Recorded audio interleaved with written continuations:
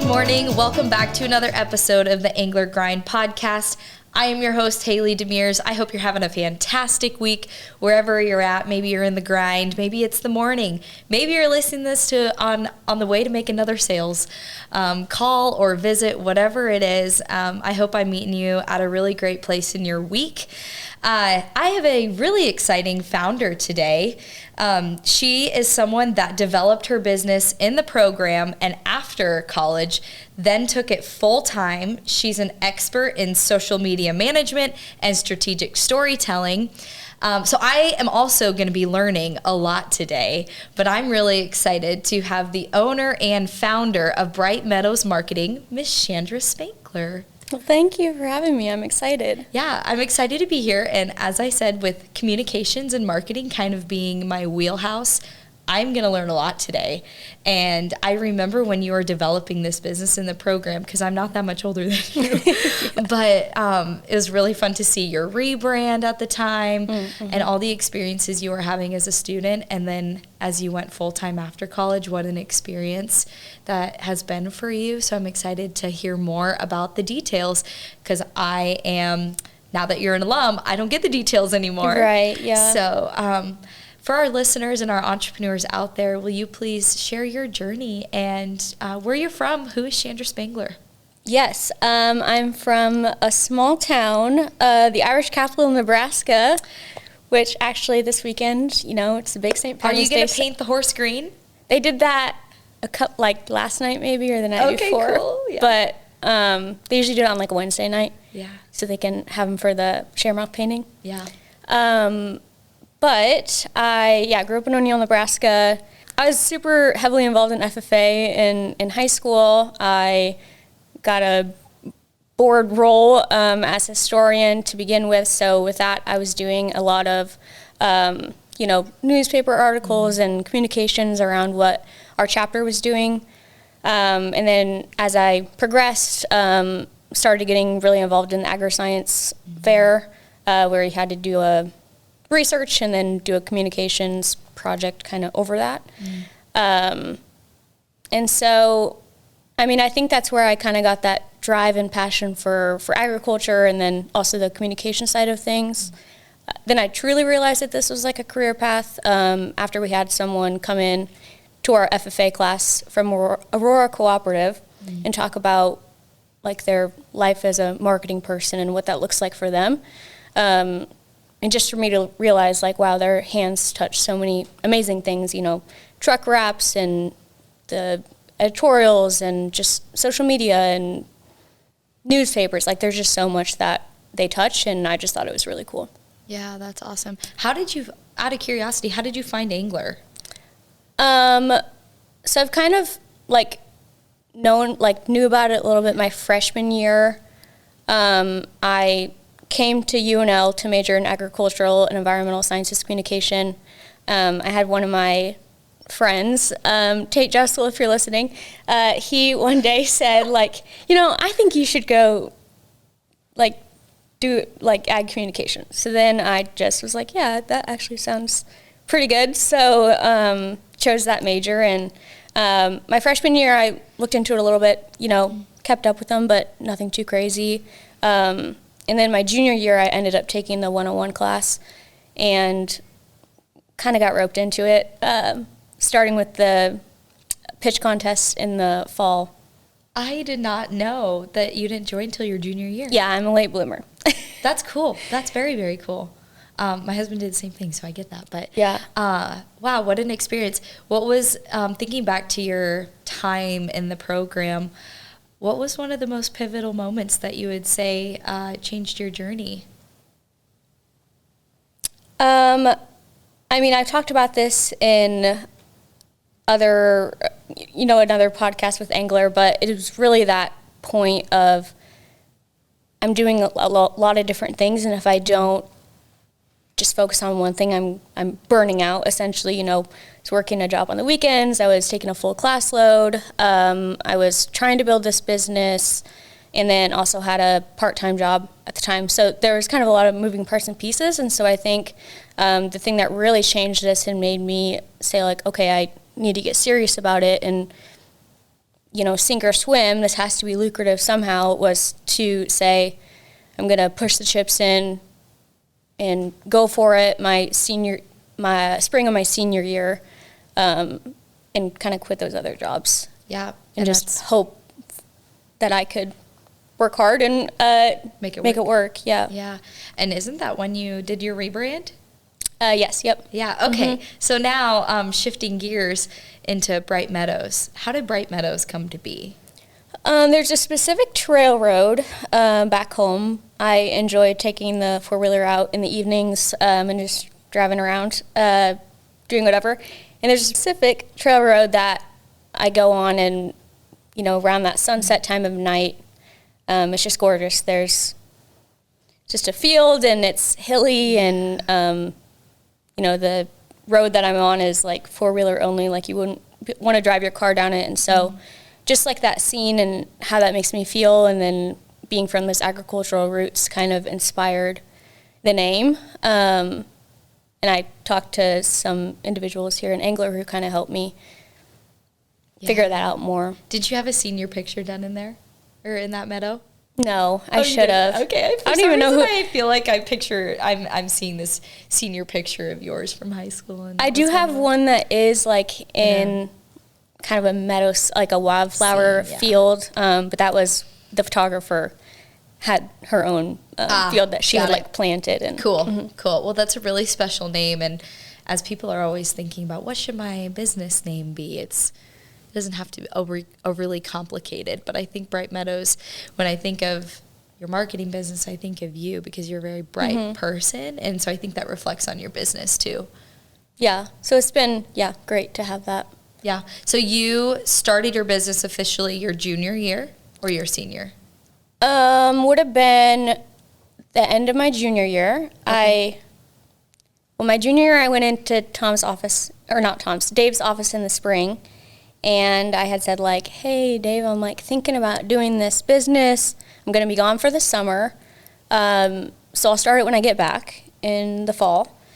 But I just kind of want to start like doing the background stuff, figuring things out. And he said, okay, come next week with 5 potential clients. And I had said, yeah, but like, dude, we're not trying to do this right now. We're trying to do it in the fall. So like when I get back, I'll really dig in. He said, okay, perfect. Come back next week with 10. So I was like, okay. So then You're not hearing me, Dave. So I started in the spring of 2022, and then really like got a grip and figured things out more by January of 2023. Okay, very cool, very cool. And so then eventually graduation comes. You did take a full-time job, right, after college?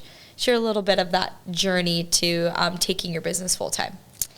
Yeah, I took a full-time job, actually not even in agriculture, in the construction industry, with a company in Omaha, and I still had my Bright Medows Marketing going on the side, so I'd go to work my 40 hours a week, but then in the evenings I was working, or potentially, I'm not a morning person, but maybe there was like a wild hair where I would wake up a little earlier and do that before I went to work.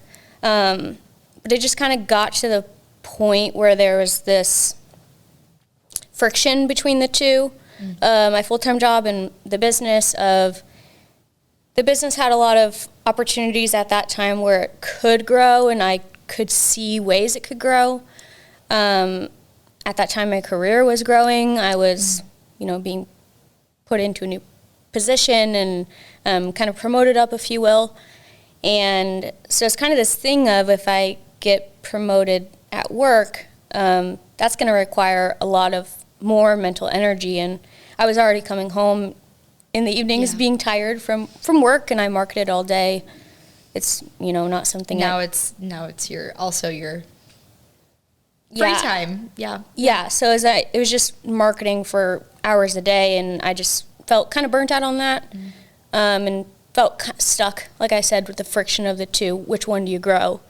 So it was either I dropped the business and focused on my career, working for someone else and benefiting them, or I dropped the career and went to the business and worked on something that meant more to me and had more. What was going through your head when you were trying to decide which road to take? Yeah, I mean, I think it was just like, I'm going to do it, but then thinking about kind of roadblocks. The biggest one is really just financial, to be able to still pay my rent and food every now and again, you know. And so at that point, I really sat down and like did a calculation of what was my like minimum I needed to make a month to just meet the bills and, you know, get this much worth of groceries a week and gas and all that stuff. And realized like, okay, my current client load is taking up this portion, so now I need this much made up. So I looked into some like part-time marketing things, but then I reminded myself that I'm not trying to be an employee of someone else. I'm trying to hire on clients, and so I ended up getting a job as a barista at a coffee shop for a while. And so as soon as I had found out that I got the barista position, then 2 days later I quit my full-time job because I knew I'd be able to like limp by at least with that supplemental. Yeah. What did being a barista teach you? Oh gosh. A lot of like task management and like priority management, I would say. Patience, a lot of patience. You could have like 5 lattes ahead of a black coffee, and you know, they're like, why does it take so long to just get me a black coffee? Well, it's because you're, you know, 6th in line or whatever. So it's just like a lot of patience and just that customer experience. And you know, we had regulars, and still building that connection with those guys. And I still like one of the regulars, like still we connect on LinkedIn, so he stays catching up on my stuff. So that's kind of fun. That's funny. Man, so you took your business full time. How was that initial month? Like, you just transitioned into full time, and that was probably what, a year and a half ago? 2? It was August of 2024. So almost 2 years. August 8th was my quit-iversary. Wow. Yeah. And how was it, the immediate transition? At first it was, you know, really exciting and like, this is so awesome and gonna, you know, just so many possibilities for the business. And I think probably like 20 days in, it was kind of like, oh no, you know, oh no, what did I do?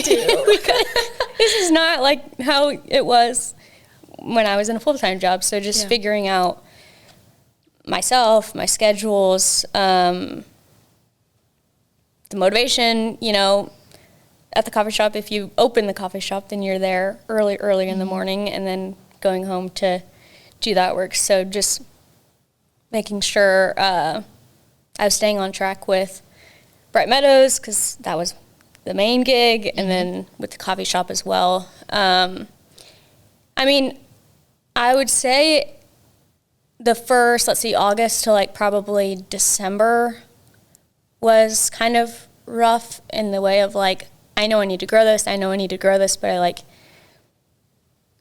can't get that lead generation, can't get the one client that's really going to like change this for me.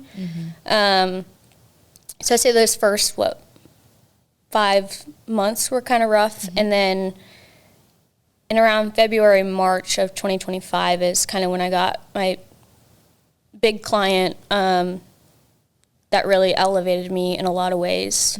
I don't think they realize how much they did for me, not just hiring me on, but, you know, just as a person and as a professional. Yeah. So were you eventually able to drop the barista position, or do you still do that today? No, I quit that in December. Of 2025? 2024. Okay. Yep, so I just did that from the August to December, just a couple months. Just a couple months, just a little bit of experience. Get that coffee shop experience, customer service. That's kind of fun, though.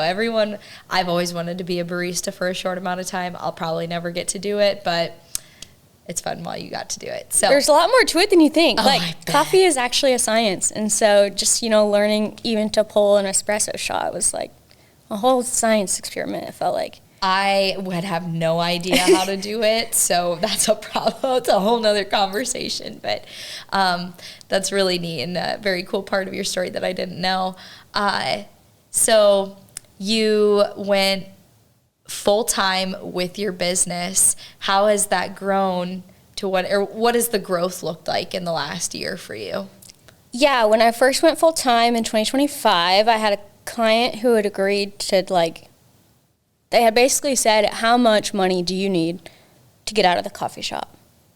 And so I had said, well, this is what will cover that. And they said, great, I'll pay you it so you can get out. And so, which was really pivotal, and I can't thank that client enough for that. So kind of that first month or two of 2025 was limping along, and, it wasn't like I was rolling in the big bucks at that point. So still figuring things out. I had a few larger clients reach out to me for larger contracts. Actually started a LinkedIn and invited some people I knew to my LinkedIn page, and that's how I ended up. It wasn't long after I invited one of the individuals that they messaged me and said hey, want to go for coffee?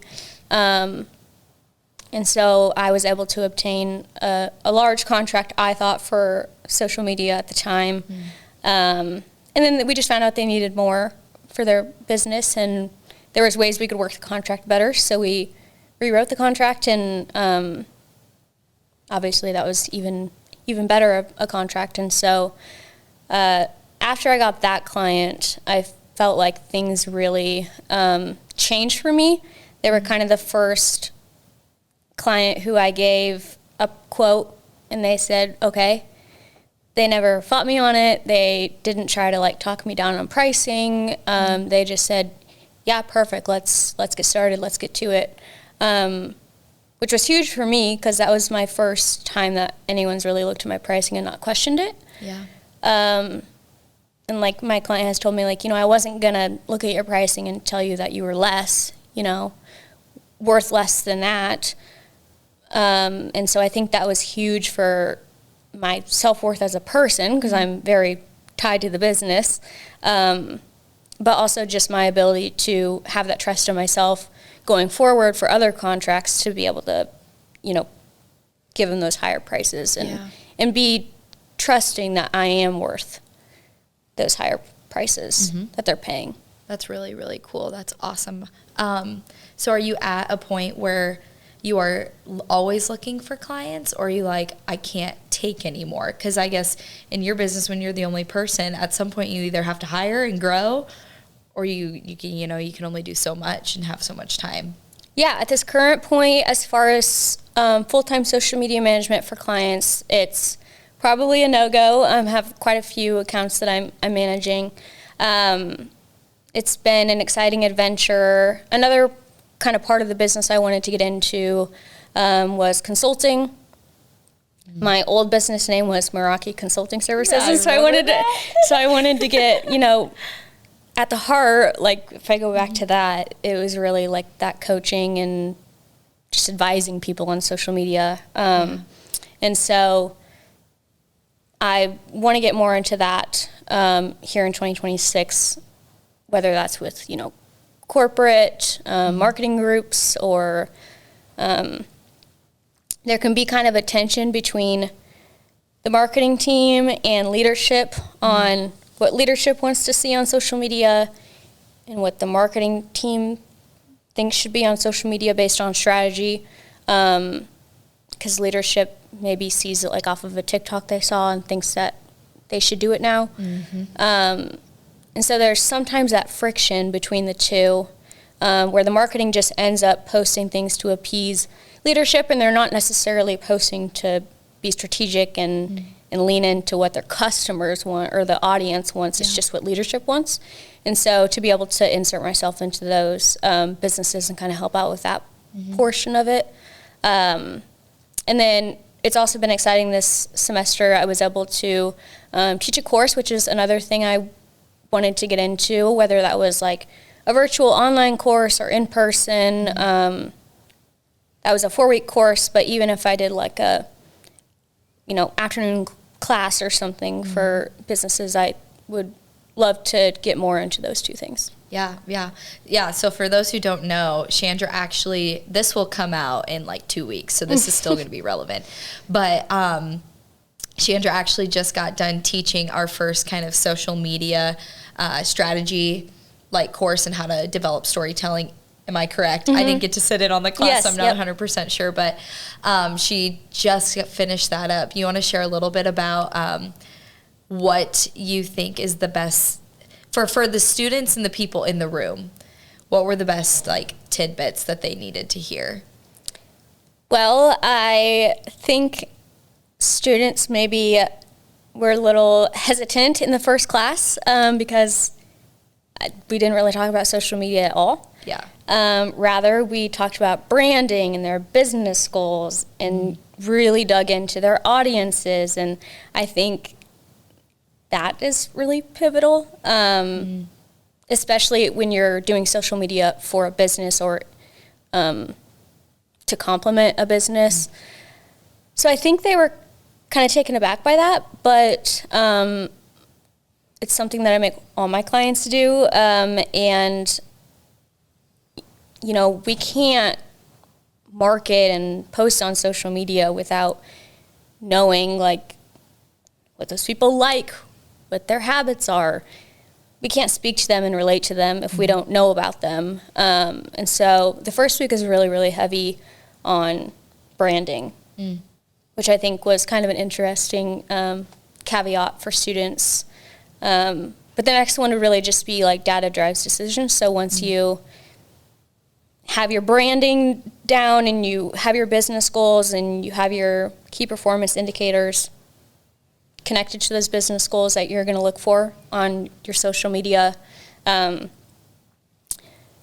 really looking at the data that you have, that you've gotten over time on your social media, and then looking at just the market data. Like in 2026, where is social media going? Well, it's going more into the short form video. YouTubers, YouTube Shorts is something that they have to lean into now because it's becoming huge. Yeah. Reels have always kind of been a thing.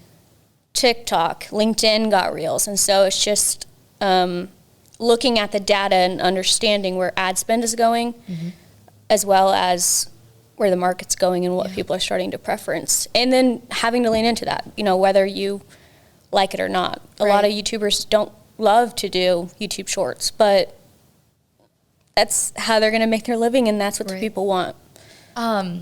This kind of sparks a question that I have. So I have this friend, she's an influencer in Nashville, and she makes a living, like she's getting ready to go full-time with it. But then Facebook, Instagram, whatever it was, completely switched the algorithm. So should people pay attention to the algorithm is my question. Or should they pay attention to more of that strategic audience and stuff that they've developed? I'd say a little bit of both. I don't think you can have one without the other.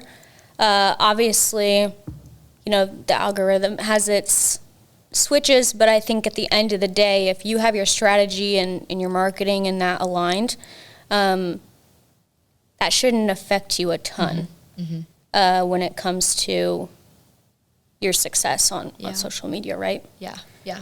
Cool. Well, with Bright Meadows, I know you're not actively looking for clients, but will you share a little bit about, or to the audience, what would it look like to work with Bright Meadows? Well, I will let them know that I'm not looking for social media management clients. Oh, okay, but got I it. am looking for coaching and, short course clients. Yeah, So that's always something that I'm still really looking to do. Again, that's just with you for a day or so and train you up and then let you go back to business. But what that looks like is you reach out to me, whether find me on LinkedIn or Instagram or through someone that you know, whatever that is, you reach out, and then we hop on a quick discovery call, which is usually about like 10 to 15 minutes. What you describe in your message to me might not be what the actual need is. We might talk and then figure out like the need is different. Yeah. And so we'll have that, and then I'll take some time to build out kind of a scope and a plan that I think would be best for you based off of our conversation and your needs, to make sure that those are the main ones especially are being met. And then we meet again, and I present the scope and pricing and everything to you. And then that's kind of the point where you tell me if you agree or disagree, if you're in or out.